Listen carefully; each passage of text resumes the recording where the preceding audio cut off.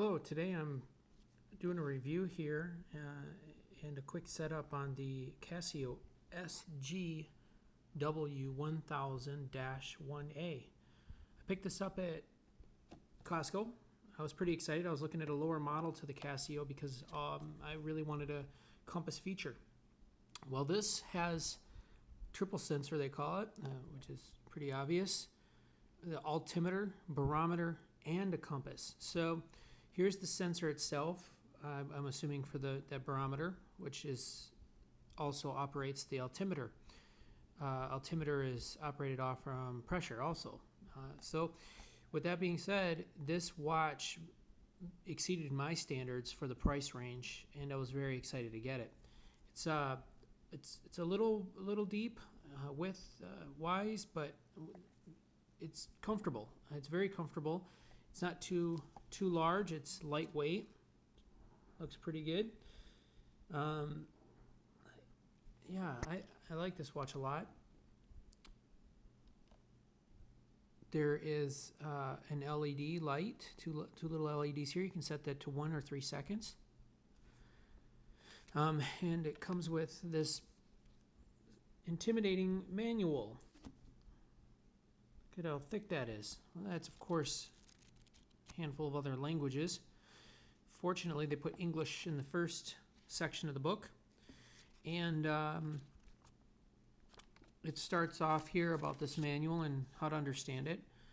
They label each button by A for altimeter, B for barometer, C button for compass, D for mode, and E for the adjust. Once you understand that, it goes a little bit smoother in your setup process.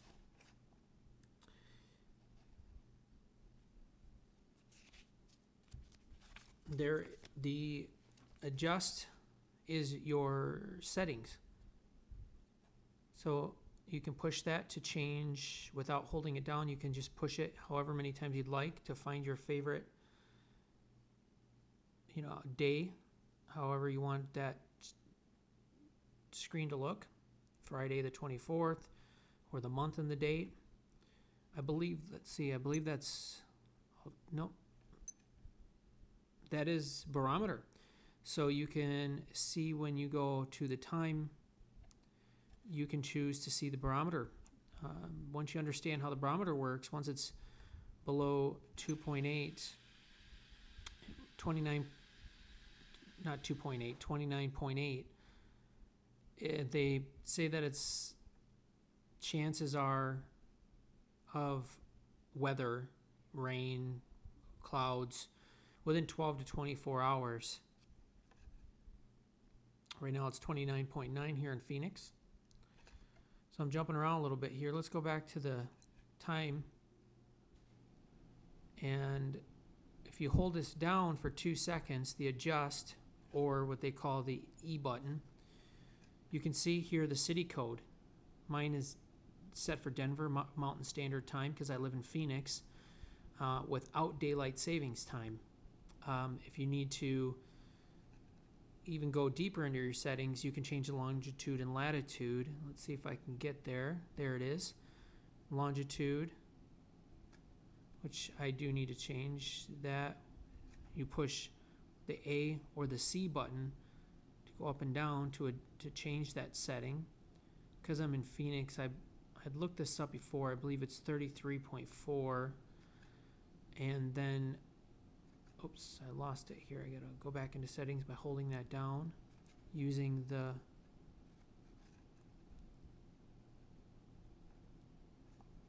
there it is. Push it one.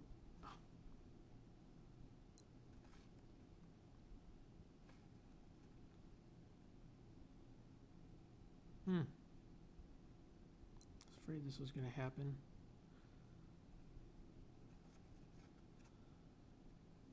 You have to hit the mode once you're in there to get to where you want. I believe we're at 112.0. No, I just Googled that. What's the longitude and latitude of Phoenix, Arizona? And that's what I got. So now that that's set, I can go back to the time area. If you hold this down again, you can skip through, hold it down by pressing the mode button. Daylight savings time on or off. You'd push up or down.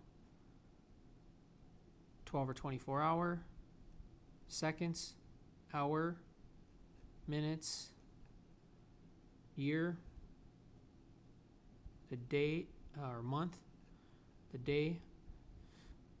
The keys, if they beep or they don't beep. The light, if it's on for 1 or 3 seconds. Your units, that's feet,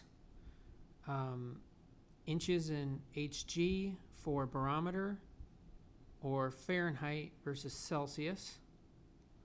And then once you're done with setting those, you just go back and press your adjust a couple more times. If you want to check your altimeter, you just push the altimeter.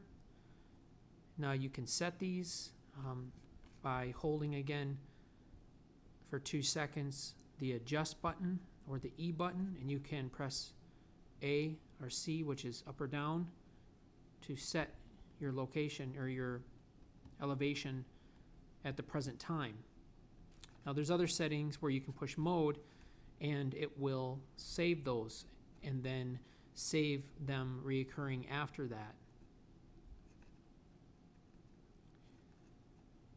Barometer, also, you can change that to whatever the present is. Just Google it, ask what's my current barometer and your location, and you will get that information at that moment, and then you can set it. I did that. So this has been pretty accurate. I have compared it for a few days now, and it's very, very close. It goes in increments of 5, so if it's 29.87, it's going to say 29.9. You won't know, and you can see it has a little graph there, up and down. You can see the lowest point, the highest point, a big drop, and then back up again. Right now we're in the midst of the summer, and we're 110 plus degrees every day, and the monsoons will be coming soon, and we'll see that fluctuate even greater. And then you have the compass. And you get to hold that, up and down, flat on a surface. What's nice is it gives you your degrees. And now what you can do is you can aim your north, which this dial does not move, by the way. This is, it really is, from my perspective, this dial looking type mechanism is just for looks, and not as functional as it could be. I wish it did turn. That would have been really great. But instead you have degrees, and all you do is just hit the mode button and it'll save. So if you have a location, you face this towards the location, you press it, and then that way you can see it up at the top here where it says 155. That was me saving a settings, and that will allow me to get a direction on the location I'm going. And there are more features than this with more directional stuff that goes deeper that I'm not going to go over at this time. I'm still trying to understand that. Let's see. I do like this feature when you have your longitude and latitude all set up. When you're back in your time mode, if you hit your mode button, it tells you the sunrise and sunset, 5:20 a.m. and 7:42 p.m. To me, that's fantastic. I mountain bike it early in the mornings and late in the evenings, and it just gives me an idea when I should be on or off that trail, or when that park is going to be open or closed, because that's how it works here in Phoenix. And let's see. I'm trying to see what kind of battery it takes. I did not look at this information before. I do not see. I guess one of my issues with this watch are this pinches the hair on my wrist, and that kind of bothers me throughout the day. So it's a feature, I don't know how you could have eliminated that. It's pretty bulky, and it's got a big mechanism here that can pinch. It doesn't ever pinch my skin or anything, but other than that, this seems a little cheap, but functional. The strap seems, you know, it fits well. I enjoy the fit. And I think it's inset enough, the screen itself, that I don't think that'll get scraped, you know, from flat surface bumps or scrapes and smacking. I think it's pretty protected. There is a thermometer on it also when you choose the barometer. There's alarms, timers, split seconds.